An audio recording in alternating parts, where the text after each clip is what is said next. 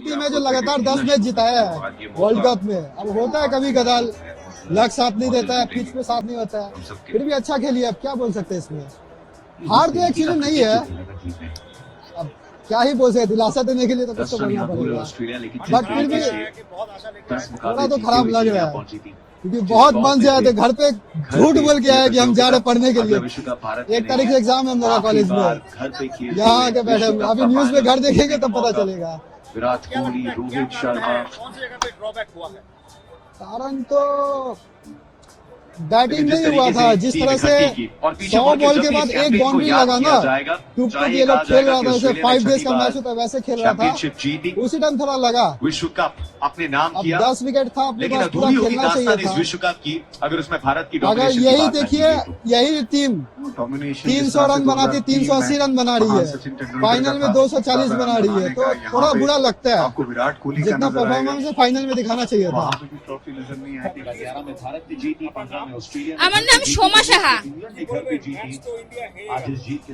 হেরে গেল, সত্যি দুঃখের বিষয়, কারণ সকাল থেকে এটা বানিয়েছি, কারণ ইন্ডিয়া খেলছে, আমাদের গর্ব যে ইন্ডিয়া জিতবে, সেটা আশা নিয়ে সারাদিন থেকে বা এখন পর্যন্ত আশা করছি যে ইন্ডিয়া জিতবে। হারবে এটা আমি এখনো ভাবতে পারছি না, মানে কখনোই ভাবতে পারছি না ইন্ডিয়া হেরে যাবে।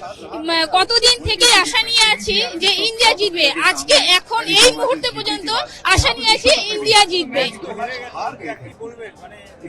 কিছু আর বলার নেই, কারণ এটা তো আর হাতের ব্যাপার না, তার জন্য সবাই তো চেষ্টা করেছে যাতে ইন্ডিয়া জেতে।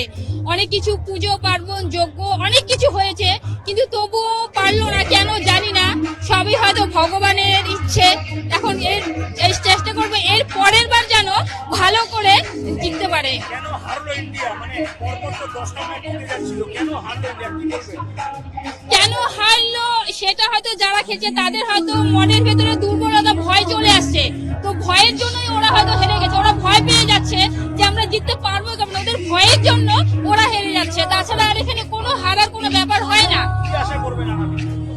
আমি আর আশা এখন তো আর কোনো আশা করতে পারছি না, কিন্তু হ্যাঁ এখন এর পরে 2027-এর জন্যই আশায় থাকবো, যেন এর পরে ওরা সত্যি যেতে আমাদের ইন্ডিয়া, সেটা নিয়ে যেন গর্ব করে কথা বলতে পারি। আর এই ট্রফিটা নিয়ে আসছিলাম যে এটা নিয়ে এসে সোনাটা নিয়ে ফিরবো আমরা, কিন্তু তো আর সেটা হলো না।